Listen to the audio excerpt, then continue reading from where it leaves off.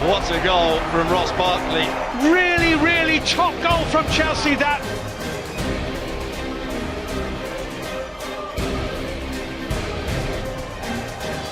Igalo trying to find a way through, and Igalo has Manchester United ahead.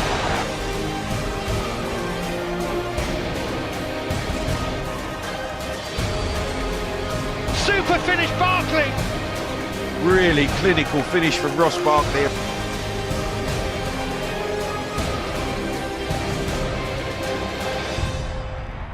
And it's Igalo who's done it again in the FA Cup. Mata, big chance. Special finish.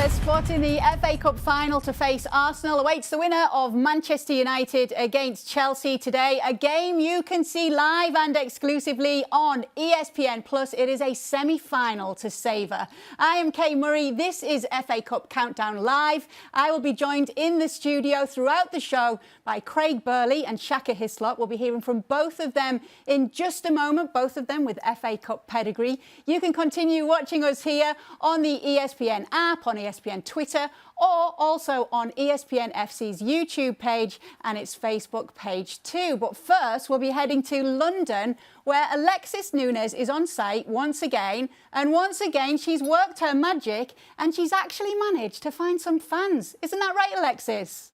Thanks so much, Kay. And that's right, we are back at Wembley, semi-final 2 for this Emirates FA Cup. And trust me, it is a big one. Chelsea up against Manchester United. And even though no fans are here, I did get two very well-known fans, Adam from the Stretford Paddock and Lewis from Blues Fans TV. So I have an interesting question for you guys. We'll start off with you, Adam.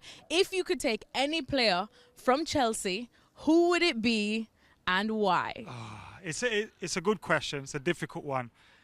He's not playing today, but I'd have to go N'Golo Kante. Oh, because he's everywhere, right? He's everywhere. And when you look at what Manchester United need, we need the perfect foil for Pogba and Bruno. Matic isn't getting any younger. We bought him from Chelsea. Let's buy his replacement from Chelsea as well. So I'd definitely take N'Golo Kante.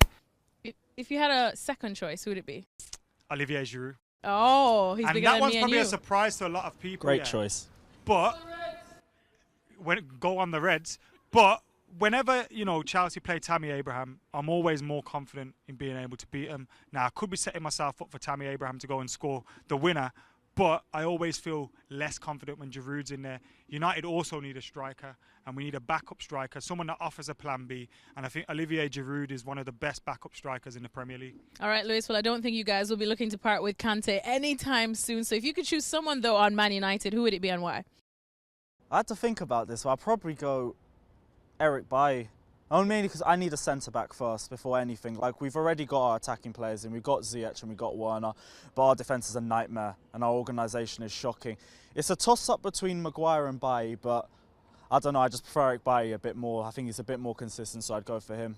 I'm surprised that even given after Harry Maguire's recent form, you actually are saying him, but we'll definitely chat about that a bit more. But there you have it, guys. We're going to go back to UK because I believe you have some news on the team lineups.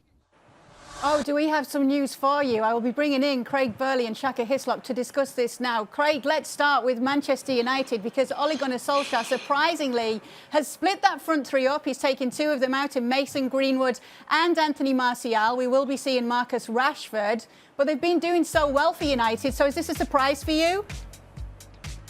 It is a surprise, but the top four, when we talk about both teams, the top four is still in play, and that is ultimately the big goal. Let me just go back to, they've changed to a back three, it looks like. The YouTuber there talked about the consistency of Eric Bailly. Well, he's consistently not played. So he gets a chance today alongside Maguire and Lindelof. Obviously no Luke Shaw, so Williams comes into the team. So as you said, the big thing is Fred and Matic in the middle of the field. But the big news is the front three that has been phenomenal for United in the last, say, 6 or 7 games or whatever it is, has been split up. And I think if you're a United fan, you're scratching your head saying, well, couldn't we play them in all the games?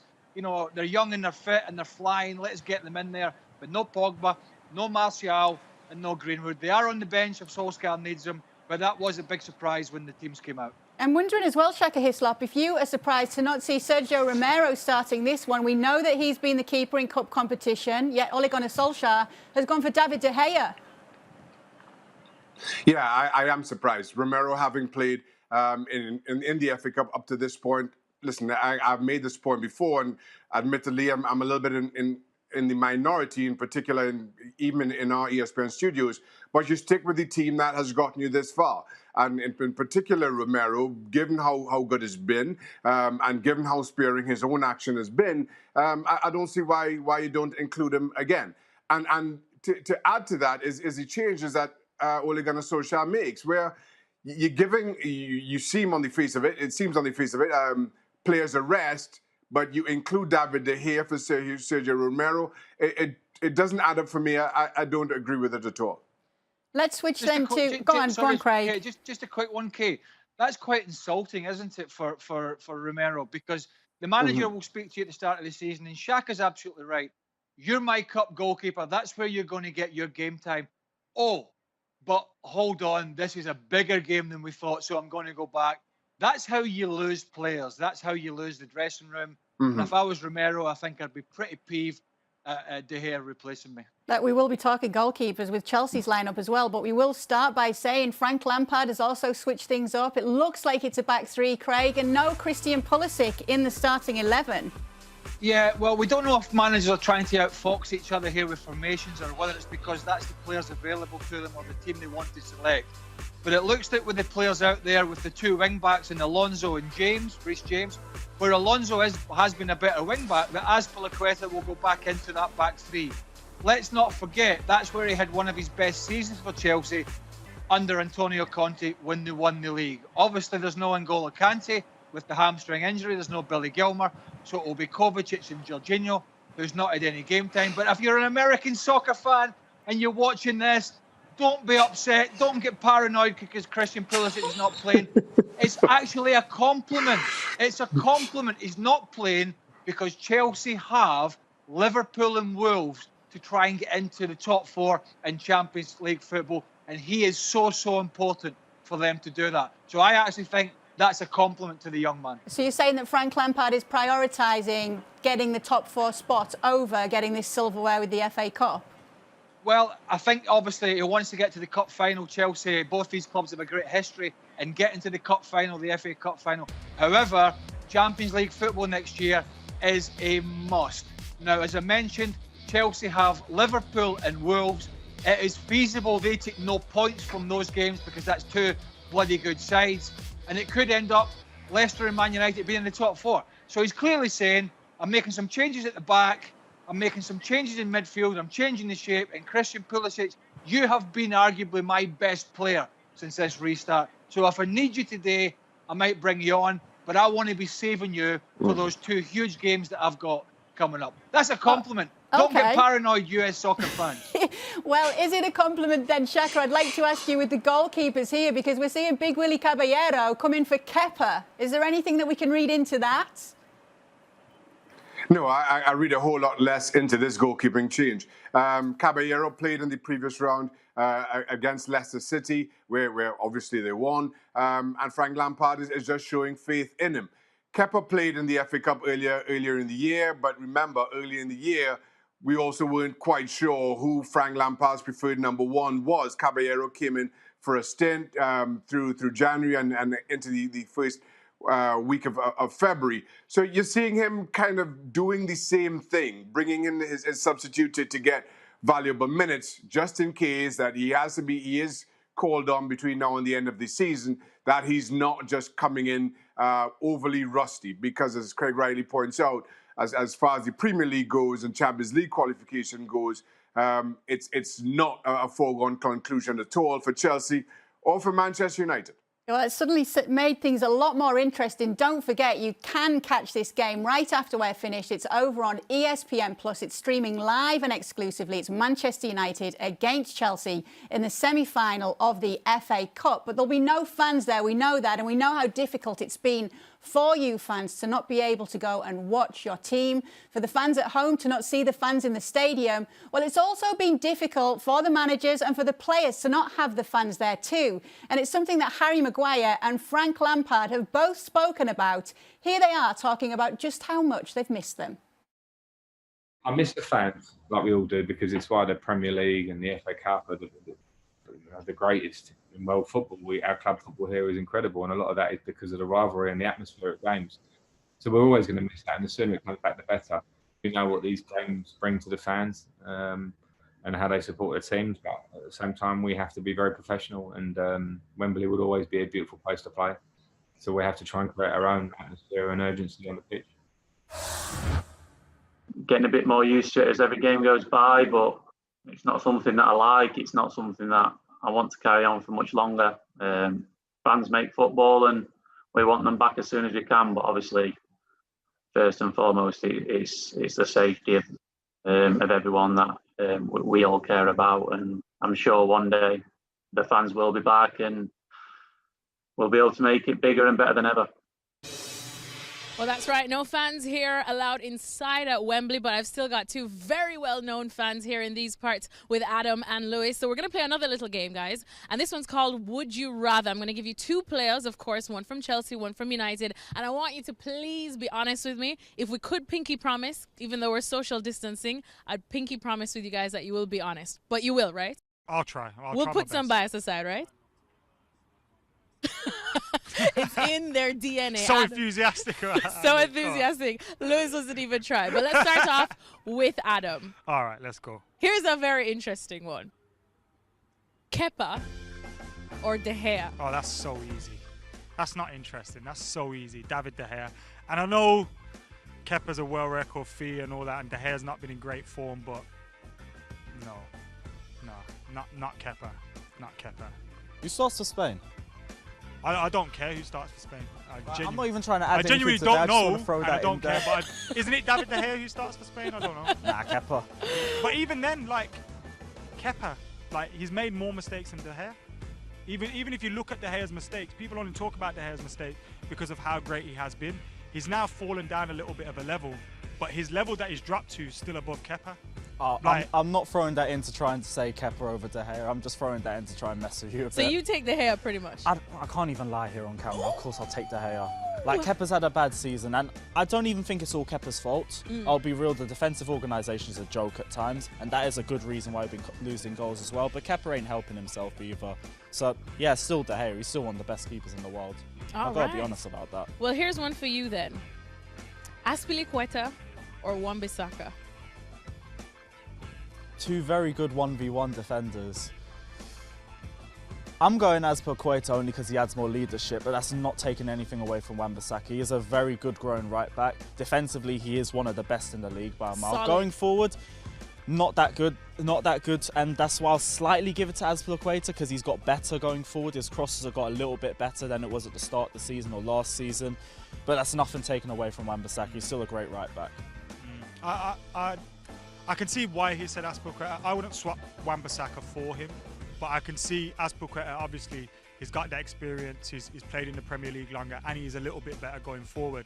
But I think Wan-Bissaka's ceiling's a lot higher, and I'm happier we've got Wan-Bissaka than Azpilicueta, although I wouldn't argue with him that much. Riddle me this one then, Adam. Come on, let's go. Pogba or the Don't man say the who's, second name because... the man who is literally everywhere, probably covers more surface on the earth than water, N'Golo Kante. I mean, facts, right? Facts. So, N'Golo Kante is an amazing player. We already know, I said earlier, if we could sign one player, it'd be N'Golo Kante. But for me, there isn't a better midfielder on the planet than Paul Pogba. I genuinely believe that. I think he'd get into any team in the world.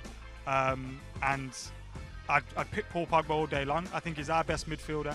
He'll be the best midfielder at Wembley today, and he's possibly the best in the Prem. I'll say I can see why you credit Pogba as well, and I'm not trying to say Pogba's dead or anything like that. The reason why I'm going N'Golo Kante is because the guy's literally impenetrable in his day, and I think his reputation's taken a big drop this season for no reason, just because he's been injury prone most of the time. I think he has had a drop in quality, but that's only because his standards have gone up so high that it looks like a bad season for him. But he's still a quality centre mid. Do you not think though? Sarri used to get a lot of criticism about where he played N'Golo Kante. Why doesn't Lampard get that same criticism? He played in the same position that Conte played him in, Ranieri played it in, he even played in Cannes in the same position. Only plays DM for France because they want Paul Pogba playing further forward, so they play him further back with Matuidi. But he's a much better ball carrier. I think he'll make a great DM when he's like 33 or something and he loses legs and then he has to sit back and protect more. But the guy's engine is crazy. I'm thinking if you're playing him in DM, you're just switching off that engine, and that makes no sense when you got the fittest player on the squad. So yeah, I'd go N'Golo Kante. Fair enough. What about this one now? Tammy Abraham, or the man who finishes at 18 years old better than I could finish my homework at 18 years old, Mason Greenwood. Don't you dare steady. say what you're gonna say. Steady. Don't you dare. Threats already. I don't even want to answer this, but no, if I'm being honest, Tammy Abraham, as much as I love him, it's a different Tammy Abraham from 2019 to 2020. Mason Greenwood is a hell of a finisher. For his age, he's a great finisher. I don't even want to Just say it's Murder Mace. You know it is Murder Mace. Greenwood. I'm sorry, guys. He doesn't even want to try back it up. Murder Mace. He's a generational talent. Needs I to think grow a bit everybody knows that he's a generational talent. And the thing is, for United this season, I don't even think Greenwood's played that well. I think there's so much more to come from him, and he just coasts through games and he scores goals for fun. Oh, what a striker. Not the final one, second to last one. Adam, for you. Callum Hudson-Odoi or Dan James? This is easy. Callum Hudson-Odoi. A bit harsh on Dan James. I think Daniel James is very one-dimensional. He's great when we're playing against a tired team with space in behind. But I think beating defenders, skill, goals, assists, I think Hudson-Odoi would have more. And final one, this one's coming to you that I have to rush to because it's a big one. Christian Pulisic or Dr. Marcus Rashford? Steady, because certain we've people argued about this before, and I'm still standing by it. Christian Pulisic. Christian Pulisic hasn't been fit half the season, but him coming back from lockdown, he looks like a different player. And he's got shades of an early Eden Hazard. He's got much more of a goal threat. He's good on both feet, and I swear, as soon as he starts getting a bit of momentum behind him, nobody can stop him. And most of the American audience, isn't it? You guys will know as well. Why would you pick Rashford then? Because the best player is better player of the two, obviously. How many goals he got from open play? Marcus Rashford. How many goals he got from open play? I don't care. What, He's got over 20 goals. We can argue this all day. We are going to argue this all day. I pretty much think so. But guys, thanks so much. Quick predictions from you. I hate saying 2-1, but 2-1. Dr. Marcus and Martial again. 2-0. Oh, all right. Thank you guys so much for joining us. We're hoping for an absolutely cracking game again and an interesting result. In the meantime, I'm sure there's one player that both teams might want to take because he's been absolutely on fire since he joined Manchester United in January, and it's none other than Bruno Fernandez. Gab and Jules have a thing or two to say about him. Manchester United have a history of mid-season transformative signings going back to Eric Cantona. But Bruno Fernandez, what he's brought, has been exceptional. Would United be in this conversation with if he hadn't joined in the summer? No, I don't think so. The impact that he's had, as we said many times, has been amazing. Really, it's hard to remember someone who would arrived. And he arrived later than Cantona, but who arrived halfway through the season and had that kind of impact, just transformed the team completely, changed that team, the dynamic of it, the energy in it.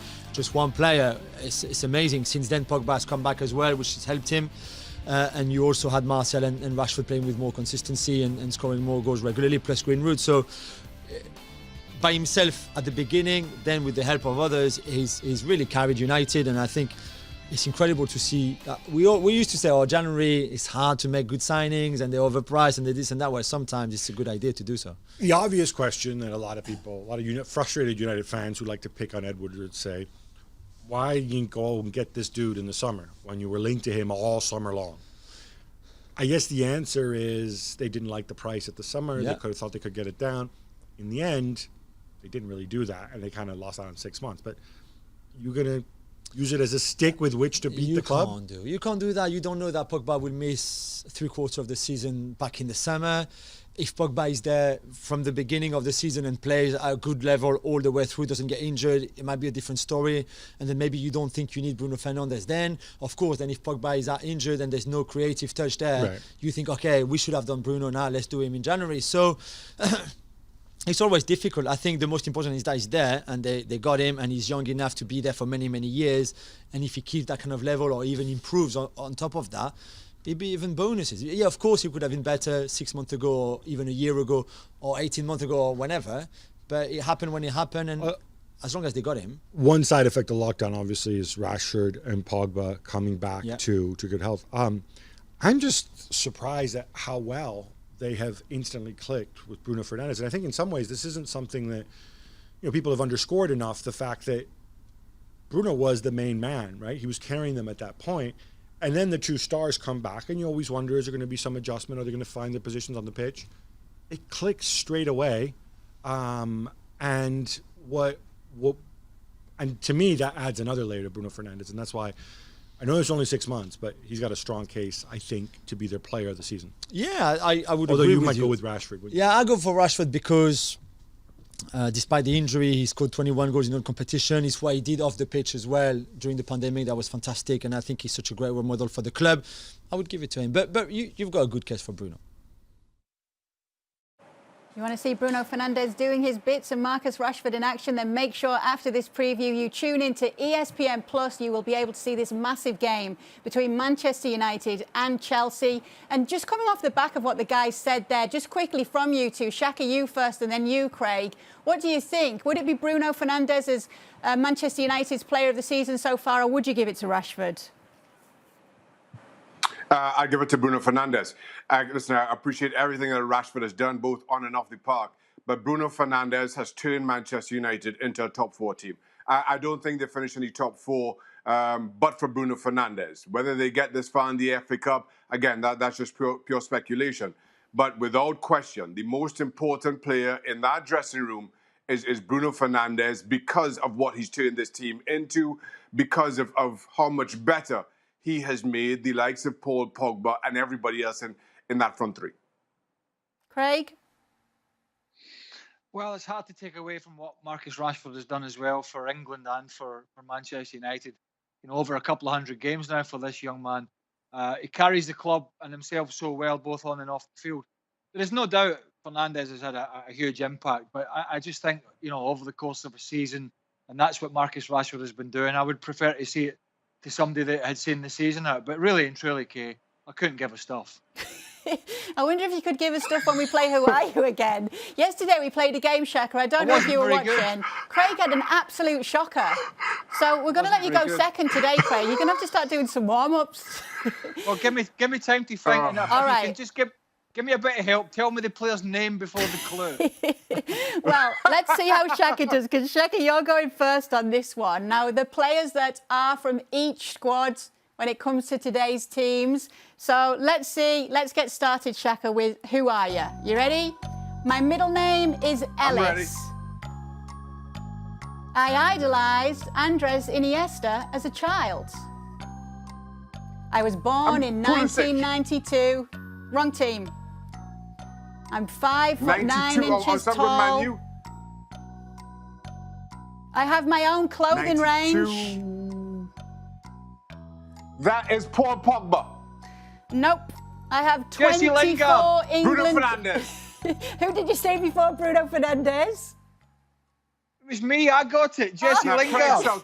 All right, coming in on Shaka's. You couldn't even get your own answers yesterday, and you think that you could come in on this one? Well, listen, I needed to come in. The game's going to be kicking off. Do I get the point? Well, I should that's get like the an own point goal, here. isn't This it, is Shaka? mine. That's an own goal, so you get the That's point right. here. That's right. Yeah, Thank you very much. You were right. It was. I tell you what, Kay, the extra time was starting in the Man United semi-final. Listen, don't you start. He still had a few to go. You had one left yesterday. It was Jay Well, Lings, Jesse listen, Lingard. I had to put him out his misery there. As soon as you said clothing range, because I'm an expert in fashion these days. So. All right, well, we're fair game now then, I suppose, on yours, on who are you for you. Your closet is filled with Jesse Lingard's line Right, of clothes, right? I tell you what, I'm fair game on the Chelsea player. If you figure it out before me, and that's very unlikely, then shout it. All right, so both of you are in the running for this one. You ready? Who are you? My star sign is Virgo. I am 5'10" tall. Marcus Alonso. I was born in Pamplona, running of the balls. Chelsea signed me from Marseille. My nickname is Dave. Azpilicueta. Yeah, can you spell it though? Yeah. D-A-V-E. Yeah, D-A-V-E. No. Cesar Azpilicueta. You're correct. It was. Okay, so Craig has redeemed himself after yesterday's absolute shocker when he didn't do too well. So Craig has scored an own goal and scored a goal for himself in today's Who Are You? I didn't think I was that bad yesterday, Kay. It wasn't great, was it? Well, depends what your standards I wasn't are. great. Right, guys, we've got some questions. You guys have been sending them in at home with the hashtag in the tunnel to put it to our pundits. So we'll start with you, Shaka, because Kip Smithers wants to know, Shaka, why do you always defend David De Gea? Why do I always defend David De Gea? I don't think that's necessarily true. I always try to defend goalkeepers. I'll go that far because I sympathize. I've been there. I know the margins of error for a goalkeeper are a lot smaller than for anybody else on the park. But at the same time, David De Gea, up until fairly recently, was one of the best goalkeepers in the world. He's not been fantastic over the last 18 months or 2 years. But I still think there's a quality goalkeeper in there. And I side with that side of David De Gea. All right. Next then for you, Craig, it's Adriano Del Monte, and he asks, and I think you've half answered this in this show, should Manchester United prioritise Champions League qualification over FA Cup success? Well, yeah, I mean, I think Shaka and I hate this because we've both played in FA Cup finals. And at a time when the FA Cup meant more than it did today, and that's just that's a realistic statement. It is still a huge competition, but it was the flagship game at the end of the season.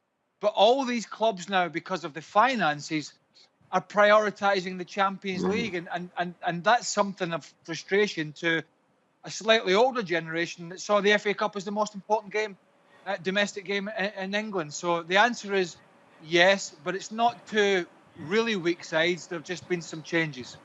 Shaka Kartik asks, who needs this trophy more badly among the two sides? I'm going to lean Manchester United because of how disappointing they've been recently under Solskjaer. I think this trophy means more to Solskjaer in particular than it does to Frank Lampard. So by default, I'm going to go Manchester United. You're a hard man to please, Shaka, saying that they've been disappointing lately under Ole Gunnar Solskjaer. Give us your predictions then. I'll start with you, Craig. Okay, well, I'm going to upset some fans of my old team. And I enjoy doing that sometimes because that's not very difficult. But Man United have had the upper hand over Chelsea all season and all the games. Even though they've made the changes, both have made changes, even though United have taken some of the real big hitters out and Pogba, Greenwood and Martial, I am still going to go for Manchester United. But Shaka, maybe the magic of the cup. We saw that surprise yesterday. We saw what happened between Arsenal and Man City. Who are you going for? Listen, 48 hours ago, I said Chelsea. 24 hours ago, I said Manchester United. But looking at the changes that Solskjaer has made, the exclusions that Craig just ran through, I think this it's for Chelsea to lose. I think if you can't get the better of this Manchester United team, then there are bigger questions to be asked. I think Chelsea get the job done. Oh, ask him again in 30 seconds, Kay. He's probably going to change his mind again. Maybe you should have decided for him, seeing as though you want to answer his questions today, Craig. Oh, I'm getting told off. I did not think I didn't think Solskjaer was going to make any changes. That's what it came down to for me. Guys, you've been brilliant. Awaiting in the final for whoever the winner is of course Arsenal. Don't forget, this game is coming up live and exclusively. It's Manchester United against Chelsea. You can see it over on ESPN Plus. It is an FA Cup semi-final. Arsenal awaiting the winner, and we await you over on ESPN Plus. See you there.